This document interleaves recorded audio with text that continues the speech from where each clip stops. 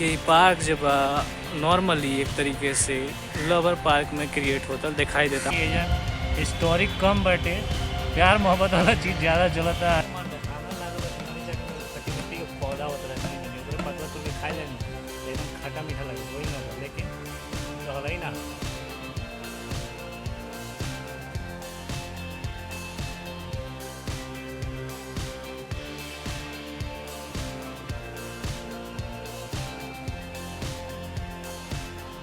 नमस्कार, हम हैं भोजपुरिया लड़का सब केहू के गोड़ लागता नहीं। एक बार फिर से हाजिर हो बनी का भइल कि दूसरा दो जो हम वीडियो बनेनी रउआ लोग इनके अच्छा रिस्पांस मिलल बाटे और यही से अब हम तीसरा वीडियो बनावा जाता नहीं। और तीसरा वीडियो जो बा हमारे हिस्ट्री में बहुत इंटरेस्ट बा तो सोचनी कुछ इतिहास के काम कर जाओ। तो चलिए आज पटना में बानी तो कुछ ऐतिहासिक जगह पर चल जाओ और इतिहास एकदम शुरू से शुरू कर जाए।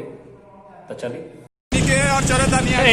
और पटना के धरती पर अपना दोस्त लोग के संग हम निकलल जरूर बानी लेकिन गंगा के पार नदी अब ये लोग जब थोड़ा दूर ही हमरा के छोड़ी आगे परवीन भाई बड़े पीछे अतुल जी बड़े हाँ थोड़ा दूर छोड़ी लोग वजह से आगे फिर हम एक और अजाना से मिले फिर उनका संगे जब जाए हिस्ट्री हिस्टोरिकल प्लेस के एक्सप्लोर करे।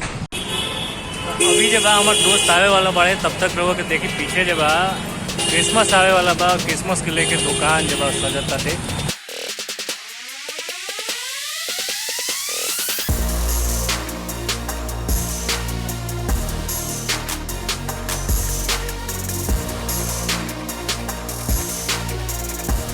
हमारे संगे अभिजीत आगल बढ़े हम अभिजीत जाता नहीं पहले कुमरार वजन के हिस्टोरिकल प्लेस के देख के रउआ लोग तक पहुँचावल जाए। गाड़ी पर जब भी चला तनी रहुआ तो हेलमेट जरूर लगाई, चाहे वो स्कूटी होके चाहे कोनो बुलेट गाड़ी होके मैंने दोपहिया पर जब हेलमेट जरूर लगाई अपना सुरक्षा खातिर खास तौर पे। अरे पटना के बुद्धा पार्क हम आ गए हैं पटना जंक्शन।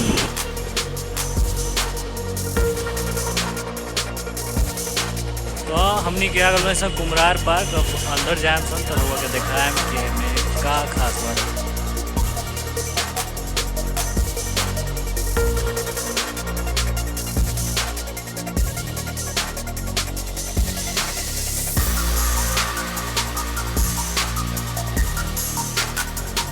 बाप रे बड़ा झंझट बाटे। दरअसल आजकल जब पेटीएम के जरिए जब टिकट खरीदल जाता है आर्कियोलॉजिकल सर्वे ऑफ इंडिया के थ्रू वही पर जब ऑनलाइन जब टिकट रहुआ खरीदे मैंने बुक करे तो वो में जब थोड़ा बहुत झंझट हो जाला।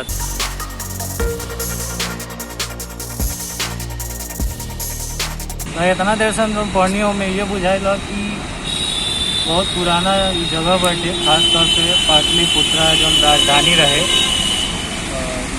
मगध साम्राज्य के ओकरा बारे में लिखल बा। एकरा अलावा लिच्छवी गणराज और जो अगल बगल के वैशाली गणराज रहे ओकरा से रक्षा करे खातिर जब एगो दुर्ग बनावल गए रहे ओकरे कुछ अवशेष जब एजन मिली। और फिर इंडिका के जिक्र बा मेगास्थनीज के जिक्र बाटे तो वैसे ही इतिहास के चीज़ बाटे। चलिए थोड़ा सा घूमल जाओ।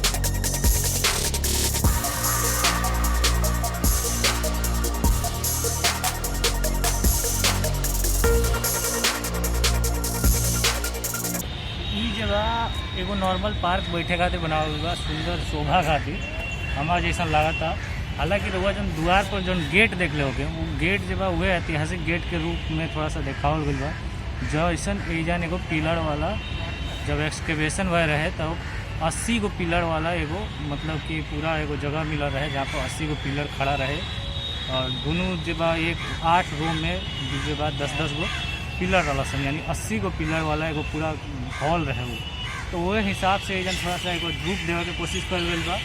लेकिन ये जब अभी के बनावल ऐसा कोनो हिस्टोरिकल नहीं है। ये वो जगह हटे जोना के खातिर हमने के आ रहे सन। हालांकि एजन हिस्टोरिक कम बटे प्यार मोहब्बत वाला चीज़ ज़्यादा चलता है आजकल ये सब होता पार्क में। लेकिन हम जब बात ला रहे नियर होकर दिखा देते नहीं कि 80 पिलर वाला जो चीज़ रहे वही में रहे।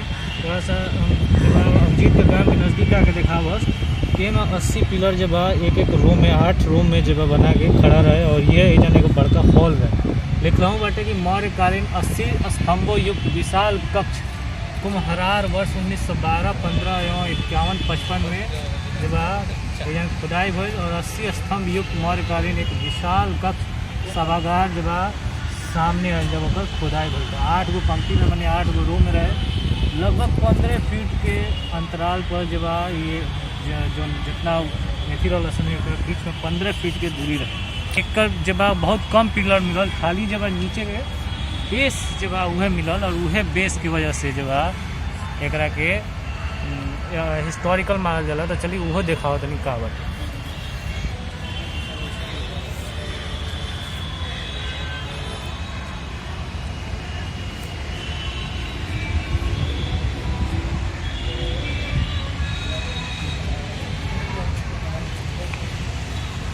मौर्यकालीन जो स्तंभ रहे ओकर एगो सबसे नया प्रमाण जब एक ही प्रमाण ये बाटे जो हम लोग देख सकते हैं। वन पूरा एक रो के स्टोन बाटे, बड़ा सा स्टोन जगह के रखल बा सुरक्षित। एक अलावा एक दूगो स्टोन जब है वो जब ओकर पार्ट्स जब वो रखल बाटे।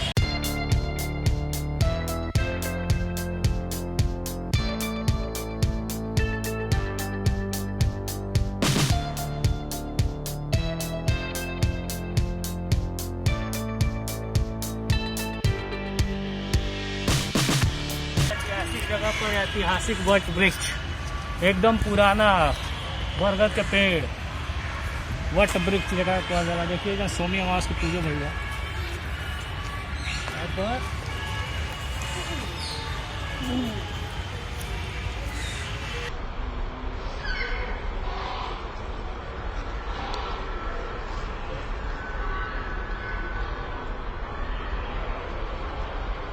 बहुत मज़ा है, लेकिन ऐतिहासिक चीज़ें बड़ी कम हैं। जो चल रहा है वो कुछ अलग ही है।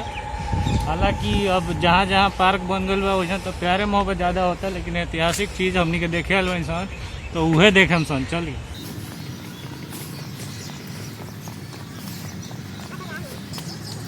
तो जरूर कोनो ऐतिहासिक जगह पर जाए तो जहाँ लागल जो बोर्ड होकेला ओकरा के पढ़ी, पहले वही सीनरी देखी।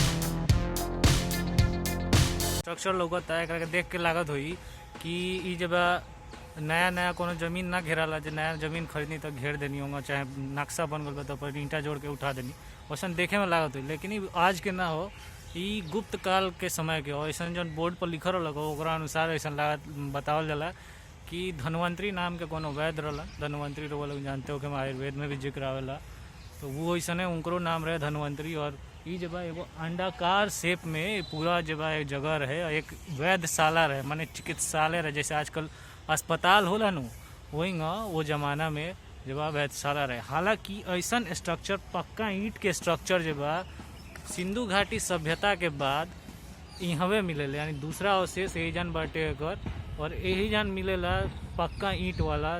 सिंधु घाटी में सबसे पहले पक्का ईंट के स्ट्रक्चर मिल रहे, और बाद जो इतिहास में पक्का ईंट के स्ट्रक्चर मिलेला वो यही जान पटना में मिलेला। यानी कि सभ्यता में हमने का कितना पुरान बनी ईंट दर्शावेला।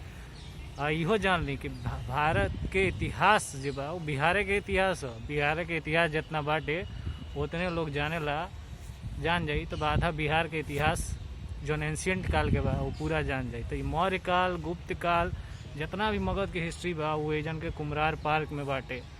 और अभी हम चला था नहीं रहा कि जब म्यूजियम में भी दिखाया मेरे रिप्लिका बनल बाटे वो ऊपर कि केंगा केंगा सारा चीज़ लौकत रहे वो बेरा के ज़माना में। तो चल जाओ।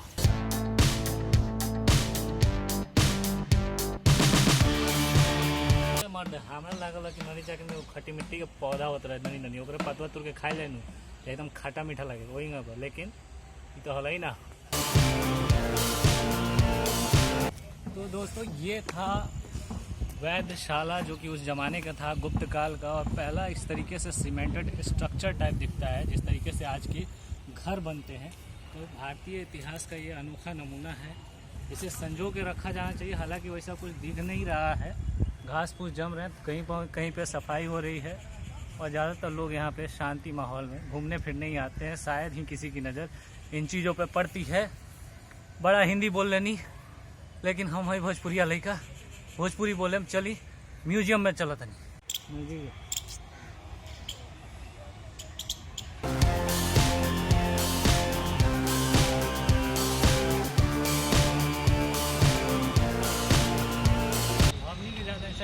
एक्सपोजिशन हॉल में जहाँ पर जो खुदाई के चीज़ निकलेला वो रखाइल बाटे, उहो चीज़ देखल जरूरी बा। अगर वो इतिहास के स्टूडेंट बनी तो और इंटरेस्ट के चीज़ जरूर है। चलिए